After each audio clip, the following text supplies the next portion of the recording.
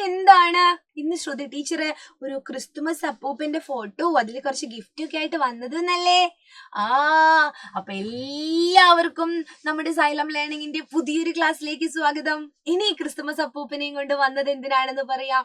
Christmas ആണ് വരാൻ പോകുന്നത് അല്ലേ?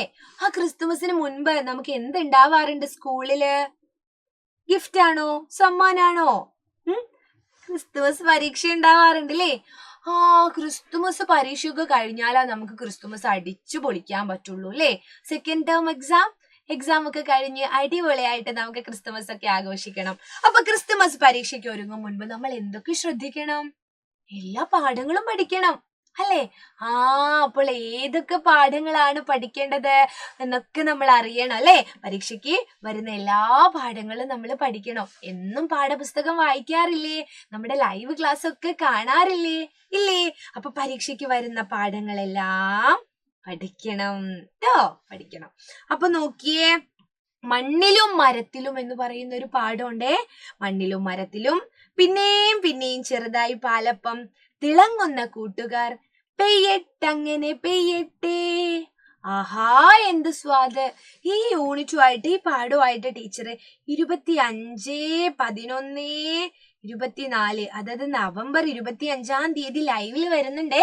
എല്ലാവരും കാണണം കേട്ടോ. പരീക്ഷയ്ക്ക് വരുന്ന പാഠാണ്. പിന്നെ ഇതാ വീട് കെട്ടണം ടിയാ ടിയാ, വീട് കെട്ടണം ടിയാ ടിയാ.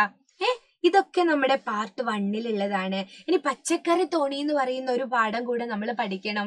അത് പാർട്ട് 2 കേട്ടോ. നമുക്കതൊക്കെ പഠിച്ച് സെറ്റ് ആക്കണം. അപ്പൊ ഇത്രയും പാഠങ്ങള് പിന്നെയും ചെറുതായി പാലപ്പൊക്കെ കഴിഞ്ഞ എക്സാമിന് കുറച്ച് വന്നിട്ടുണ്ടായിരുന്നു. ബാക്കി തിളങ്ങുന്ന കൂട്ടുകാരൊക്കെ നമ്മൾ അടിപൊളിയായിട്ട് പഠിച്ചല്ലേ? നക്ഷത്രങ്ങളെ പറ്റി, പിന്നെ പെയ്യട്ടെ അങ്ങനെ പെയ്യട്ടെ, മഴയെ പറ്റി, വെള്ളത്തെ പറ്റി അല്ലേ?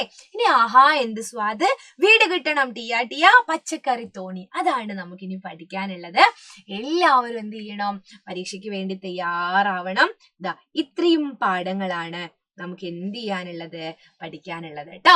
പരീക്ഷയ്ക്ക് വേണ്ടി പഠിക്കാനുള്ളത് ഇത്രയും പാഠങ്ങളാണ്. പഠിച്ച് സെറ്റാക്കണം. പിന്നെ എന്താണ്, മുൻവർഷ മാതൃകകളൊക്കെ നോക്കണം. അത് നിങ്ങൾ നോക്കണ്ട, ടീച്ചേഴ്സ് എന്ത് ചെയ്തു തരും?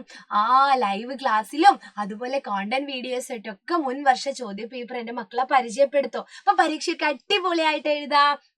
അപ്പൊ എന്നും ചേർന്ന് നിൽക്കാൻ നമ്മുടെ സൈലത്തിൽ ഓരോ ടീച്ചേഴ്സും കൂടെ ഉണ്ടാവും. പരീക്ഷയൊക്കെ ഉഷാറാക്കാൻ വേണ്ടിയിട്ട് ഞങ്ങളുണ്ട്. നിങ്ങളും കട്ടയ്ക്ക് കൂടെ നിൽക്കണം. ലൈവ് ക്ലാസ്സും കോണ്ടന്റ് വീഡിയോസും ഒന്നും മിസ്സാകരുത്. അപ്പൊ ക്ലാസ്സുകളിൽ കാണാം. ബൈ.